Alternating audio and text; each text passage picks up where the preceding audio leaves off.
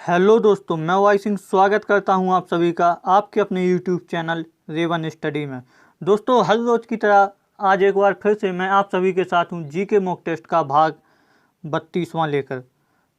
दोस्तों, इसके पहले भाग 31 हो चुके हैं। आप में से जिसने भी नहीं देखे हैं तो वो प्लेलिस्ट में जाके देख सकता है। तो दोस्तों, शुरू करते हैं आज यानी कि भाग 32। देखते हैं आज का पहला सवाल है दोस्तों कि हाल ही में अनुच्छेद 42 लागू करने वाला भारत का प्रथम राज्य कौन बना है। तो दोस्तों, अनुच्छेद 42 यानी कि मातृत्व अवकाश लागू करने वाला भारत का प्रथम राज्य। प्रथम क्या दोस्तों, अभी तक सिर्फ एक ही राज्य में लागू किया गया है और वो राज्य कौन सा है दोस्तों? केरल। ठीक है दोस्तों, तो इसका सही आंसर क्या हो जाएगा? केरल। अब थोड़ी सी बात कर लेते हैं इसमें, एक और है दोस्तों अनुच्छेद 44। अनुच्छेद 44 लागू करने वाला कौन सा राज्य है दोस्तों? एकमात्र वो उस राज्य का नाम है दोस्तों गोवा। ये आप लोगों को पहले से ही पता होगा, लेकिन ये करंट का सवाल है। अनुच्छेद 42 या इस तरह से पूछ लिया जाए मातृत्व अवकाश लागू करने वाला भारत का प्रथम राज्य, तो ऑप्शन नंबर सी यानी कि केरल सही होगा। देखते हैं अगला सवाल है दोस्तों, प्रथम सल्तनत कालीन सुल्तान जिसने खुद को खलीफा घोषित किया। तो दोस्तों, वह सुल्तान है अलाउद्दीन खिलजी का पुत्र था, जिसका नाम क्या था? मुबारक शाह खिलजी। ठीक है दोस्तों, तो इसने 1316 से लेकर के 1320, और खिलजी वंश का अंतिम शासक भी यही था। 1316 से 1320 तक इसने शासन किया और इसने स्वयं को क्या? खलीफा घोषित किया था, जबकि उसके पहले के सुल्तान अभी तक खुद को खलीफा का नायब यानी कि उसके अंडर में एक पद रखने वाला घोषित करते थे, लेकिन मुबारक शाह खिलजी ने खुद को खलीफा घोषित किया। ठीक है दोस्तों, देख ले, तो इसका ऑप्शन नंबर सी हमारा सही आंसर होगा। देख लेते हैं अगला सवाल है, निम्नलिखित में से किस धातु का ज्ञान हड़प्पा वासियों को नहीं था। तो दोस्तों, हड़प्पा वासियों को तांबे का ज्ञान था, टिन का भी था और कांसे का भी था।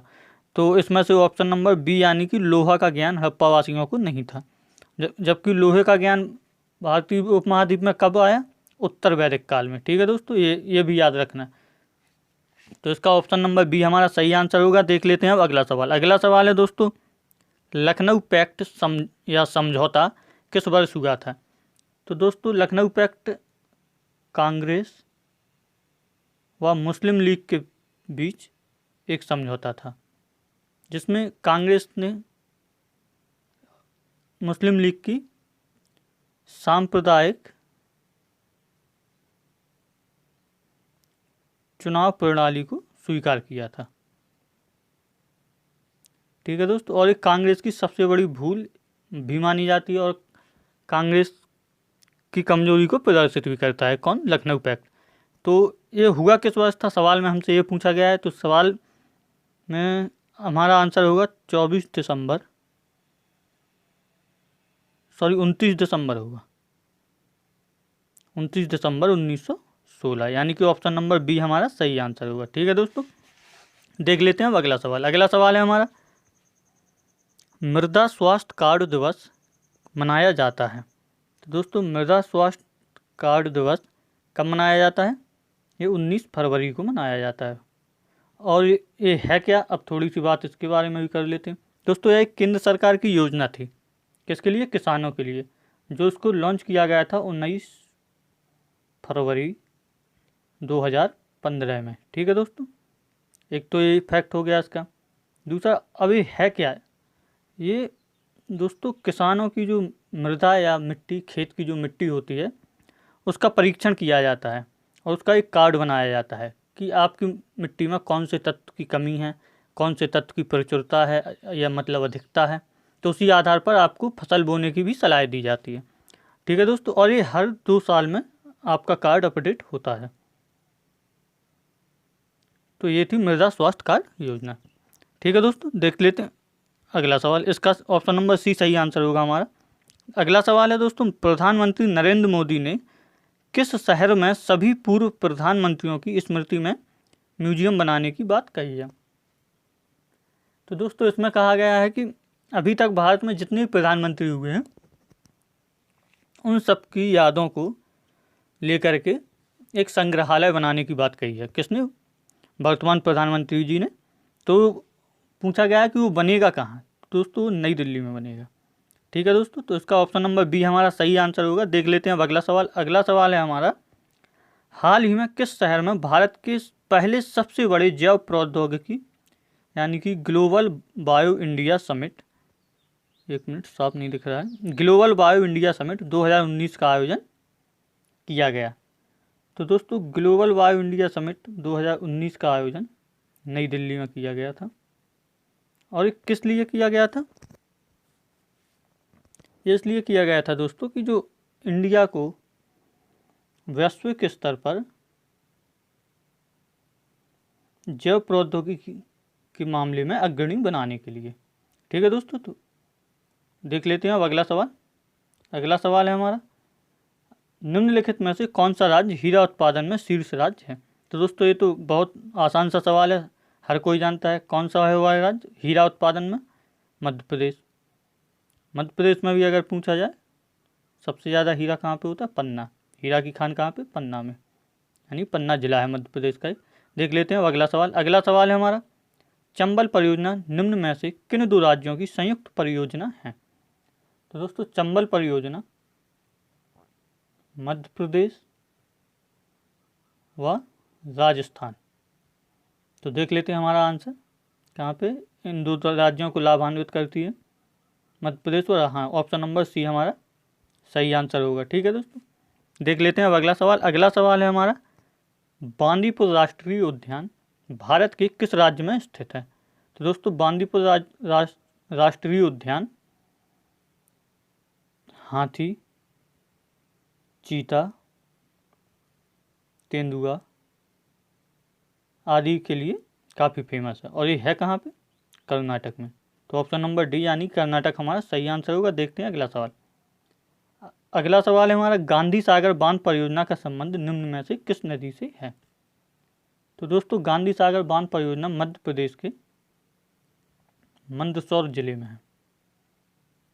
कहाँ पे है? मंदसौर जिले। और इसमें नदी पूछा गया है नाम से, तो वो नदी है चंबल नदी। तो ऑप्शन नंबर सी यानी चंबल नदी हमारा सही आंसर होगा। देख लेते हैं अगला सवाल। अगला सवाल है, राज्यसभा में सीटों का आवंटन भारतीय संविधान की किस अनुसूची में किया गया है? तो दोस्तों भारतीय संविधान की किस अनुसूची में राज्यसभा की सीटों का आवंटन पूछा गया है?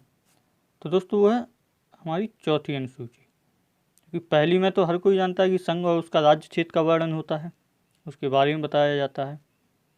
दूसरी में उसके पदाधिकारी होंगे, तीसरी में शपथ और चौथी में राज्यसभा की सीटों का आवंटन।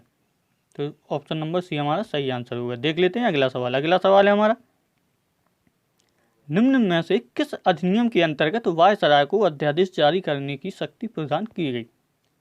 यानी कि जिस तरह से अभी हम लोगों को एक क्वेश्चन में दोस्तों इसके पहले मतलब किसी वीडियो में और भी बता चुका हूँ, वो इस तरह से बताया था कि भारत के राष्ट्रपति को अध्यादेश पारित करने की शक्ति किस अनुच्छेद में है और वो कहाँ से ली गई है, इस तरह से बताया। तो वही सवाल है कि वायसराय को लिखा है, तो मतलब पूछा गया है कि वायसराय अध्यादेश जारी करने की शक्ति, तो भारत शासन अधिनियम 1861, इसमें एक वायसराय की कार्यकारिणी परिषद का भी विस्तार किया गया था, ये भी याद रखना आप लोग। तो ऑप्शन नंबर बी हमारा बिल्कुल सही आंसर होगा। देख लेते हैं अब अगला सवाल। अगला सवाल है हमारा, निम्नलिखित में से किस देश में सर्वप्रथम मूल अधिकारों को मान्यता दी गई? तो दोस्तों सर्वप्रथम मूल अधिकार कहाँ पे आए थे?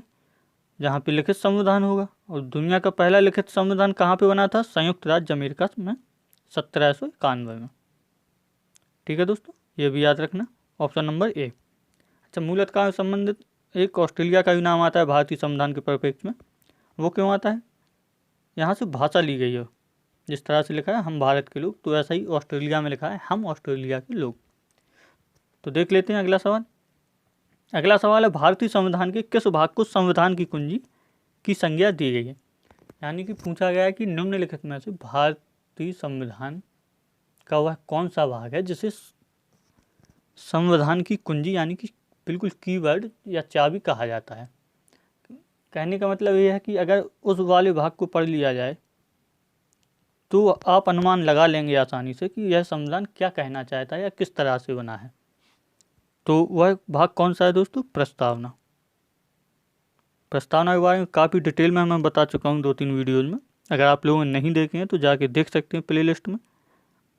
इसका ऑप्शन नंबर ए हमारा सही आंसर होगा। देख लेते हैं अब अगला सवाल। अगला सवाल है, अंतर्राष्ट्रीय हॉकी महासंघ द्वारा प्लेयर ऑफ द ईयर 2019 का पुरस्कार किस भारतीय को दिया गया? तो दोस्तों यह पुरस्कार भारत के वर्तमान हॉकी टीम के जो कप्तान हैं उनको दिया है। तो कौन है वो? मनप्रीत सिंह, यानी कि ऑप्शन नंबर बी हमारा सही आंसर होगा। देख लेते हैं अगला सवाल। अच्छा, ये है मनप्रीत सिंह। ठीक है दोस्तों, यही है। अगला सवाल है हमारा, मुख्यमंत्री कृषि आशीर्वाद योजना का शुभारंभ करने वाला राज्य है। तो दोस्तों किसानों को आर्थिक सहायता देने के उद्देश्य से या कहा जाए क्षतिपूर्ति के उद्देश्य से यह योजना किस राज्य ने लागू की है? झारखंड। ऑप्शन नंबर बी हमारा सही आंसर होगा, झारखंड। देख लेते हैं अगला सवाल। अगला सवाल है, चेंजिंग इंडिया नामक पुस्तक के लेखक हैं। तो चेंजिंग इंडिया एक काफ़ी पॉपुलर किताब रही है और ये लिखी किसने है? ये लिखी है हमारे भारत के पूर्व प्रधानमंत्री मनमोहन सिंह ने। अच्छा, इसमें क्या लिखा गया है, मतलब किस बारे में है? तो ये भारत के परिवर्तन को बताती है। मनमोहन सिंह ने बताया कि उनके देखते देखते मतलब उनके समय से कितना परिवर्तन आया। वो परिवर्तन 3 क्षेत्रों में कैटेगराइज किया गया, सामाजिक, राजनीतिक और आर्थिक। ठीक है दोस्तों, काफ़ी अच्छी पुस्तक है मनमोहन सिंह, यानी कि ऑप्शन नंबर सी हमारा सही आंसर होगा। अगला सवाल है हमारा, सर्वप्रथम रक्त परिसंचरण तंत्र का अध्ययन किसने किया था? तो सर्वप्रथम रक्त परिसंचरण तंत्र का अध्ययन विलियम हार्वे ने किया था, यानी कि ऑप्शन नंबर बी हमारा सही आंसर होगा। अगला सवाल देख लेते हैं, आज का आखिरी सवाल है, प्लाज्मा का रंग कैसा होता है? दोस्तों यह सवाल काफ़ी परीक्षा में पूछा गया है, क्योंकि इसका सवाल जो प्लाज्मा पढ़ के ही ना स्टूडेंट इसका रंग लाल कर देते हैं, मतलब लाल रंग पे टिक कर देते हैं, जो कि गलत आंसर है। क्योंकि प्लाज्मा का रंग होता कैसा है? हल्का पीला। ठीक है दोस्तों, ऑप्शन नंबर डी इसका सही आंसर होगा। देख लेते हैं अगला सवाल। सॉरी, आज के सवाल यहीं पे समाप्त होते हैं। कल का सवाल देख लेते हैं। कल आप लोगों को दिया गया था, भारतीय संविधान के किस अनुच्छेद के तहत नियंत्रक एवं महालेखा परीक्षक के पद का सुयोजन किया गया है? तो दोस्तों पहले भी बता चुका हूँ, आंसर वही होगा, अनुच्छेद यानी कि आर्टिकल 148 148। तो दोस्तों ये था कल का जवाब आप लोगों का। और इसी को क्या कहा जाता है? कैग। कैग यानी कि लोक वित्त का संरक्षक भी इसी को बोला गया है। आज का सवाल देख लेते हैं आप लोगों के लिए क्या है। क्वेश्चन ऑफ द डे आपका मतलब होमवर्क है। संविधान के किस अनुच्छेद के अनुसार राष्ट्रपति के पद का प्रावधान है? दोस्तों मुझे नहीं लगता कि इससे सरल संविधान में कोई सवाल बन सकता है। तो दोस्तों इसका जवाब आप लोगों को हर रोज़ की तरह कमेंट बॉक्स में ही देना है। ठीक है दोस्तों, उम्मीद करता हूँ इसका जवाब लगभग सभी स्टूडेंट देंगे, क्योंकि बिल्कुल आसान सवाल है। इससे सरल सवाल मुझे नहीं लगता है कि संविधान में बन सकता है कोई भी। तो दोस्तों आज तक के लिए बस इतना ही था। अगर दोस्तों आप लोग चैनल पे नए हैं तो चैनल को सब्सक्राइब करें, वीडियोस को लाइक करें, दोस्तों के साथ शेयर करें। कल फिर मिलते हैं इसी समय, तब तक के लिए धन्यवाद।